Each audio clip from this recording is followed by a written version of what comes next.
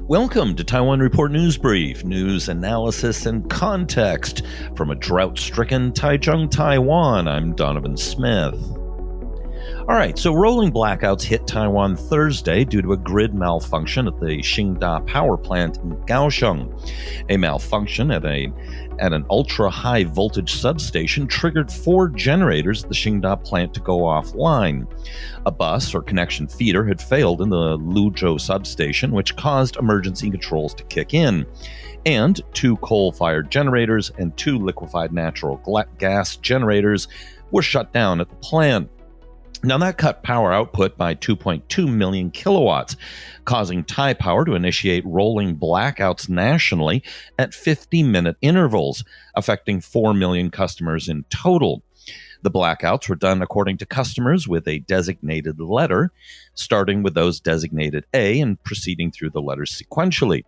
Now, if you're curious, you can find your letter, if you're here in Taiwan, on your electric bill.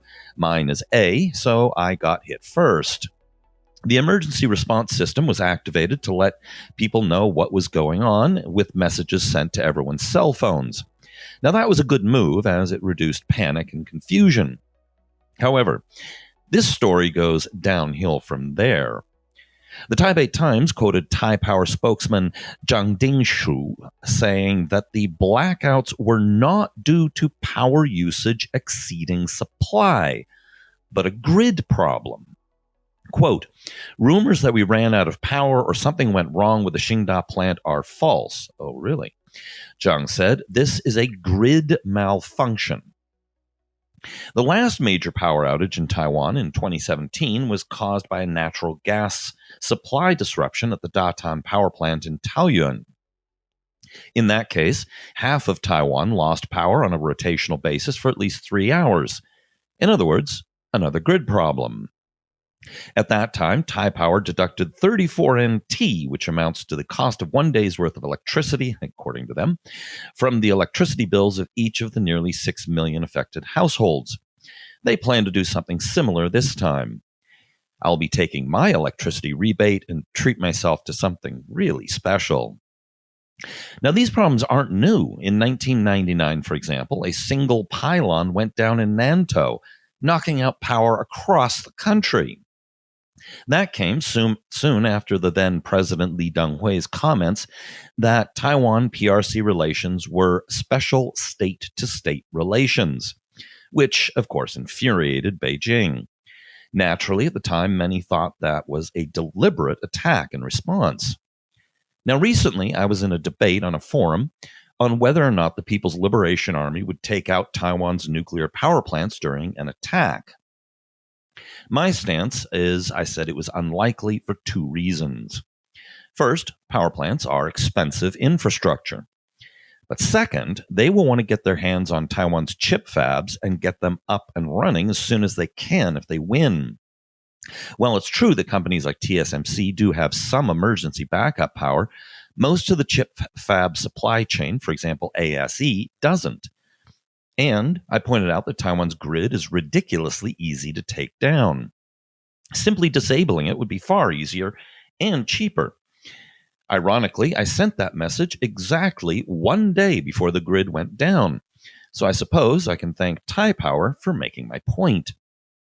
Clearly, Taiwan has a staggeringly poorly designed grid, which isn't a good thing when your neighbor keeps saying they will not take no on annexing you. Hopefully, going forward, Taiwan will be less reliant on the grid and will be able to use more distributed energy sources like wind, tidal, geothermal, and solar, and energy storage like batteries or one of the various low-tech gravity-based systems.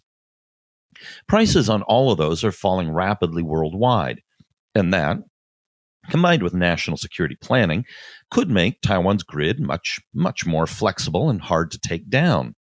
So, are they doing this?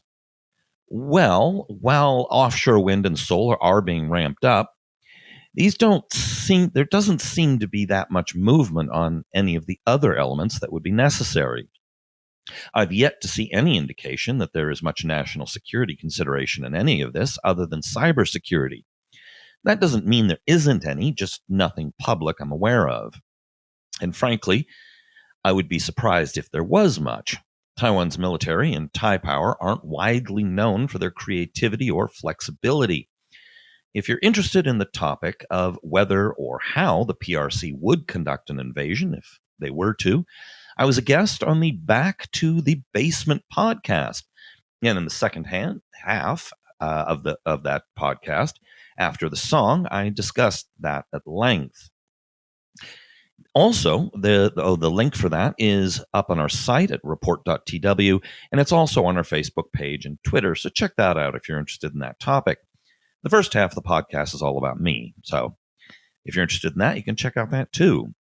Also, if you're interested in energy policy in Taiwan, check out the Digitropolis interview on Taiwan Report with Manuel Zer for a deep dive on that, which I found pretty fascinating, so that's also up on our site.